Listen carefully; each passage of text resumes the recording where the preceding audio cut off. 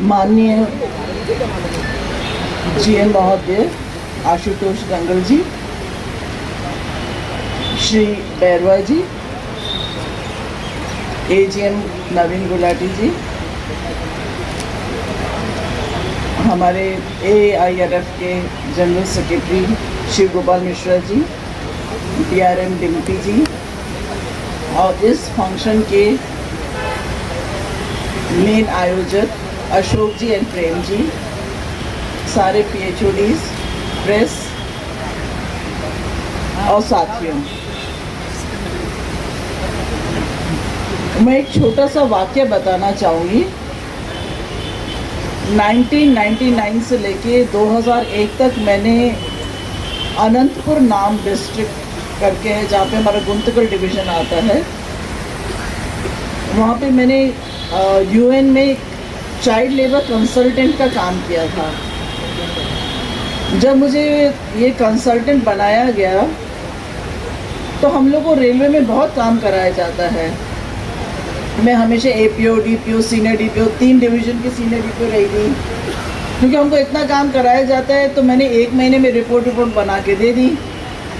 अब उसके बाद काम नहीं था मेरे पास, तो वो जो प्रोजेक्ट के हेड थे उन्होंने मुझे कहा कि अच्छा तुम प्रोजेक्ट ऑफिसर तरह काम करो, तुम्हारे अंदर एनर्जी ज़्यादा है।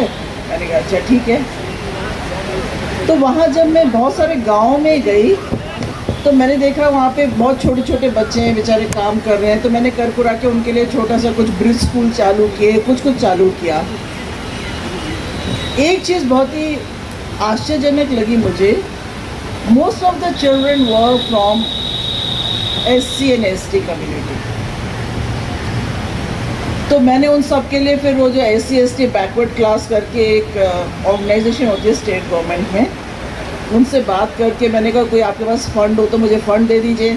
उन्होंने कुछ फ़ंड दिए, कर कुरा के मैंने, प्लस वहाँ पे साईं बाबा थे, पुत्तापट्टी के साईं बाबा जिनके बड़े बड़े बाल होते हैं। एक दिन मैंने उनसे कहा कि आप मेरी कोई हेल्प कर दीजिए। उन्होंने कहा क्या चाहिए बेटा बोलो।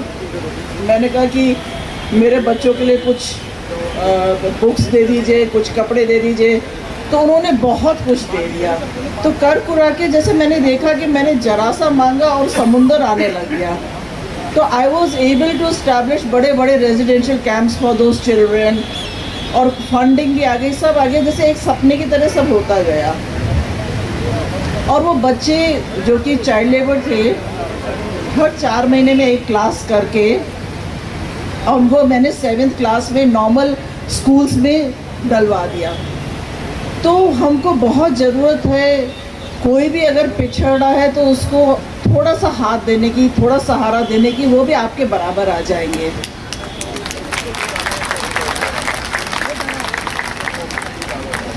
और मैं थोड़े टाइम बाद उन बच्चों से मिलने गई, जब मैंने ये प्रोजेक्ट छोड़ दिया था। जब मैं उनसे मिलने गई तो वहाँ पे पहले बंजर ज़मीन होती थी, जो हमने रेजिडेंशियल कैंप्स खोले थे, तो हमने सब बच्चों से प्लांट्स लगवाए थे, पौधे। तो उसमें खूब सारे फल फ्रूट आने लगे थे। हर बच्चा ये चाहता था कि एक एक पपीता मुझे दे, और वो इतने पपीते हो गए कि मेरी गाड़ी में तो आ नहीं रहे थे। But it was such a beautiful gesture by those small children. हमारे रेलवे में रहते हुए तो कोई ऐसा भेदभाव नहीं है, क्योंकि हम सब लोग सेंट्रल गवर्नमेंट एम्प्लॉयज़ हैं, और यहाँ पे भगवान की दया से कुछ ऐसा भेदभाव लगता नहीं है। We all are one, and I hope कि we are fair to everyone, so that nobody feels it. That's all. Thank you very much. BL Bairwa ji, राष्ट्रीय अध्यक्ष all India SC ST employees association, Shri Ashok Kumar ji, all India SC ST employees association के महामंत्री, Shri Prem Singh ji, zonal president all India SC ST railway employees association, Shri Shiv Gopal Mishra ji, महामंत्री AIRF और NRMU, सभी AGM northern railway, PCPO northern railway, यहाँ उपस्थित सभी PHODs, DRM Delhi, SC ST association के सभी कार्यकर्ता और अन्य सभी उपस्थित महानुभाव, प्रेस और मीडिया के साथी, मैं उत्तर रेलवे की ओर से आप सबका इस समारोह में हार्दिक स्वागत करता हूं, अभिनंदन करता हूं। और मुझे बड़ी प्रसन्नता है कि प्रेम ऑफिस देने से हमारे SC/ST एम्प्लॉयज़ एसोसिएशन के कामकाज में जो सहूलियत उनको नहीं हो पा रही थी, वो उनको सुविधा मिलेगी, वो अपना कार्य बेहतर कर पाएंगे। और हमें आशा है कि हम उनके साथ और बेहतर सामंजस्य स्थापित करते हुए जो इशू समय समय पर आते रहते हैं उनका निपटारा कर सकेंगे। संगठनों को अपना दायित्व ढंग से निभाने के लिए रेल प्रशासन कई सुविधाएं देता है और इसी कड़ी में ये हमारा एक कदम है। इसमें प्रेम ग्रुप के सदस्य के रूप में एसोसिएशन की भागीदारी उल्लेखनीय है। Participation of railway employees in management ये कि रेलवे द्वारा उठाया गया बड़ा कदम है और इसके बहुत अच्छे परिणाम भी प्राप्त हुए हैं। जैसा मेरे से पहले श्री मिश्रा जी ने भी इस बात को टच किया था। और मैं चाहता हूं कि संगठन के बड़ौदा हाउस में स्थित प्रेम कार्यालय के उद्घाटन के उपलक्ष्य पर मुझे आशा है कि इससे हमारी भागीदारी और भी सुदृढ़ होगी।